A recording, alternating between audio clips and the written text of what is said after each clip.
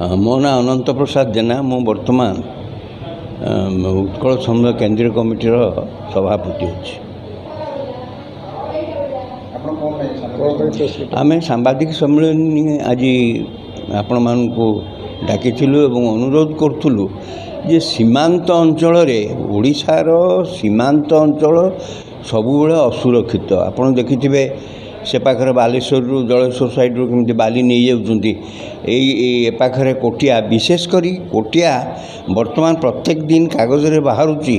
जे कोटियार दी पाखरे भोट देवे आंध्र देवे इे देवे ओडिशार सकाळे उपरोली आंध्र रे सेथिपई कोटियारे आंध्र लोक जाइकी से काली जो दियंती आंगुली रे ताको केमती लिभेइबे से प्रचेष्टार रहिले। तेणु आमे ओडिशावासी की एवं ओडिशा सरकार को आमे अनुरोध करूँ सचेतन होगापी जड़े लोक गोटे स्थान रे भारत वर्षर भोटर हो पार भोट दे पार ये दी जगह केमती होते कमिशन रे एत बड़ ज्ञानी लोक सब थाऊ थाऊ दीटा सरकार था तो किपरि अन्याय कार्य को विरोध करने आम सरकार को अनुरोध करूँ। एवं सीमा सुरक्षा आमे कहूँ जे सीमा सुरक्षा गोटे डिपार्टमेंट बड़ा कमिशन हो जानीपर तादर प्रतिकार करें। आमे संपादक भाइस प्रेसिडेंट आम सब जा विभिन्न राजनैतिक दल को तांकर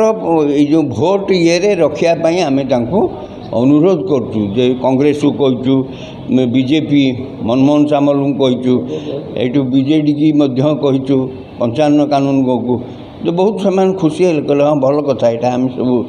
निश्चय सहयोग करूँ बाहर ये ता नहले ओडिशा बर्तमान सीमांत तो जीव सीमा ये एवं गोटे भाषा बा ये सब विषय असुविधा हो सरकार एथिपाई यत्नशील हवा दरकार। से जड़े किए पॉलिटिकल लोक कहते से दिन सीमाटा को सील कर दि जाऊ जमी आंध्र जा भोट दे पारे आपण मान आज्ञा